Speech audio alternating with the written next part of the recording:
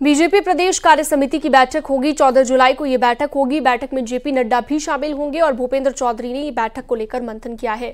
महामंत्री संगठन धर्मपाल सिंह भी यहां पर मौजूद रहे और ये बड़ी खबर इस वक्त हम आपको बता रहे हैं, जहां पर बीजेपी प्रदेश कार्य समिति की बैठक होगी 14 जुलाई को ये बैठक होगी, जिसमें जेपी नड्डा भी शामिल होंगे। भूपेंद्र चौधरी ने बैठक को लेकर मंथन किया और महामंत्री संगठन धर्मपाल सिंह भी यहां पर मौजूद रहे।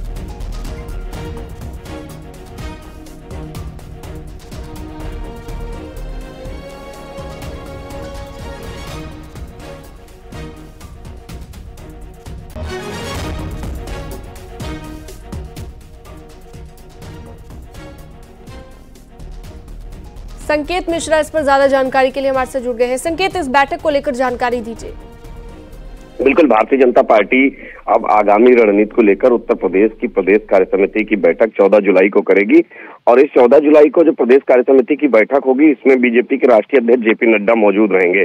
दरअसल जेपी नड्डा का जो कार्यकाल है वो खत्म हो गया है, तो ऐसे में अब प्रदेश में भी जो प्रदेश की नई कार्य समिति का गठन होना है, नए तरीके से मेंबरशिप होनी है और मंडल अध्यक्ष बनने और उसके बाद जिलाध्यक्ष और प्रदेश अध्यक्ष, ये सब फेरबदल होने हैं। तो इसको लेकर कार्य समिति में आगामी जो भारतीय जनता पार्टी की रणनीति है उस पर मंथन किया जाना है और भारतीय जनता पार्टी किस लाइन पर आगे काम करना है बीजेपी को, वो पूरा प्रदेश कार्य समिति के साथ में बैठने की रणनीति बनाई गई है और ये तारीख तय हो गई है। 14 जुलाई की तारीख है जिसमें प्रदेश कार्य समिति की बैठक होगी। इस प्रदेश कार्य समिति की बैठक में भारतीय जनता पार्टी के राष्ट्रीय अध्यक्ष जेपी नड्डा मुख्य अतिथि के तौर पर मौजूद रहेंगे और उत्तर प्रदेश के सभी प्रदेश कार्य समिति के भारतीय जनता पार्टी के सदस्य इस बैठक में मौजूद रहेंगे। काफी अहम ये बैठक मानी जा रही है। लोकसभा चुनाव के बाद ये प्रदेश कार्य समिति की पहली बैठक है, इस लिहाज से इस पर सभी की नजरें हैं और जिस तरीके से भारतीय जनता पार्टी का उत्तर प्रदेश में प्रदर्शन खराब रहा, उसको लेकर भी जो रिपोर्ट है वो उस प्रदेश कार्य समिति में रखी जाएगी जेपी नड्डा के सामने और वो कार्य समिति की बैठक में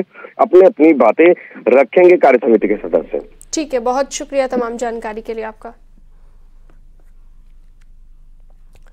सीएम योगी आज स्कूली बच्चों के अभिभावकों के खातों में पैसे ट्रांसफर करेंगे। स्कूल ड्रेस, बैग, जूता, मोजा और स्टेशनरी खरीदने के लिए ये पैसे दिए जाएंगे। सभी छात्र छात्राओं को 1200 रुपए उनके माता पिता के, उनके जो अभिभावक है उनके अकाउंट में आज भेजे जाएंगे। डीबीटी के जरिए ये पैसे भेजे जाएंगे और इस मौके पर बेसिक और माध्यमिक परीक्षा विभाग की कई अहम योजनाओं का लोकार्पण और शिलान्यास यहां पर होगा। राजधानी लखनऊ के लोक भवन सभागार में सुबह 11 बजे कार्यक्रम की शुरुआत होगी।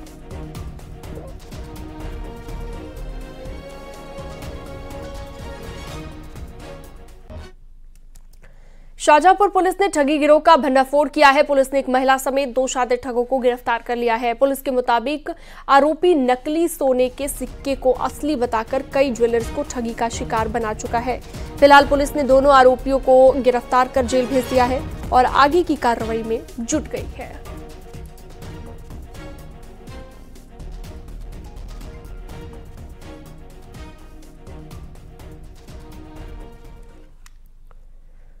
वृंदावन के रंगनाथ मंदिर में श्रद्धा और भक्ति का अद्भुत नजारा दिखाई दिया। यहाँ पर ठाकुर जी को गर्मी से बचाने के लिए तरह तरह के फूलों से सजे बंगले में रखा जाता है।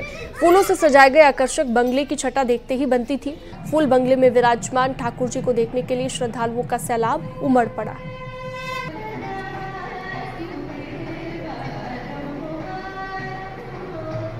आनंद महसूस हो रहा है। ये पूरा जो बंगला है साल में एक बार आता है। इतने दूर दूर से जो सभी लोग आते हैं, पर्यटक जो है इधर, बहुत अच्छा, बहुत शांति का अनुभव महसूस हो रहा है। इतने अच्छे अच्छे जो क्लासिकल म्यूजिक, क्लासिकल डांसेस जो भी हो रहे हैं, सारे परफॉर्म किए जा रहे हैं। ये ब्रज की जो है एक ठाकुर जी को रिझाने की बड़ी सरल और सुगम और बड़ी शीतल परंपरा है। इसको ठाकुर जी को फूल बंगला के रूप में ठाकुर जी का बंगला बना करके और ठाकुर जी को उसमें विराजमान करा करके ठाकुर जी को बड़ी आनंद की अनुभूति होती है। ऐसे हमारे प्राचीन मंदिर श्री रंगनाथ जी में आज प्रतिवर्ष की भांति इस वर्ष भी ठाकुर जी का विशाल और भव्य केले और फूल के द्वारा सजाया गया हुआ फूल बंगला का दर्शन और यहाँ आनंद उत्सव चल रहा है।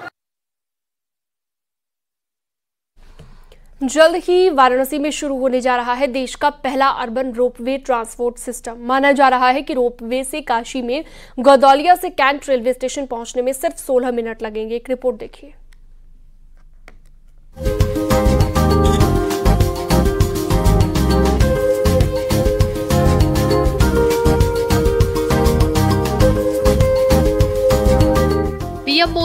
ड्रीम प्रोजेक्ट में से एक काशी रोपवे का सपना साकार होने जा रहा है, जिसके तहत वाराणसी में अब रोपवे से ट्रॉली चलेंगी।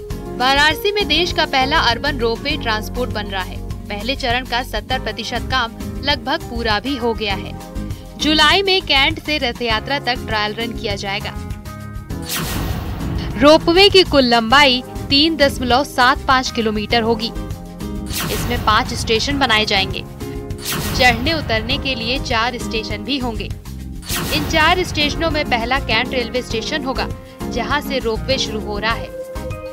दूसरा विद्यापीठ, तीसरा रथ यात्रा, चौथा और अंतिम स्टेशन गदौलिया होगा। पहले चरण में कैंट से रथ यात्रा के बीच कुल 18 टावर लगाए जाने हैं। इनमें से 12 टावर खड़े हो चुके हैं। दूसरे चरण में रथ यात्रा से गौदौलिया के बीच काम शुरू होगा। इस पूरे प्रोजेक्ट में कुल 28 टावर खड़े होंगे और 4 स्टेशन बनेंगे।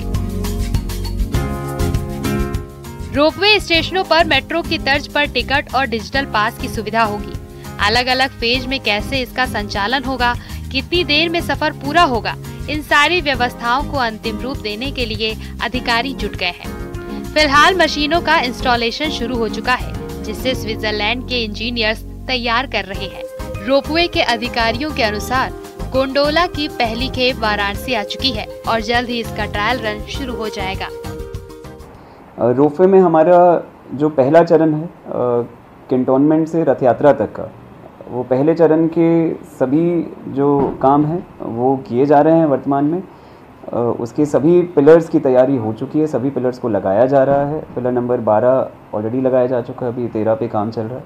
उसका काम ऑलमोस्ट पूरा है। अब कुछ ही समय में उसकी टेस्टिंग जो है वो टेस्टिंग स्टार्ट की जाएगी। पूरा वायरिंग ऊपर करके रोप जो लगना है, और मुझे लगता है अब जल्दी ही रोपवे को जो है वो आसमान में देखेंगे।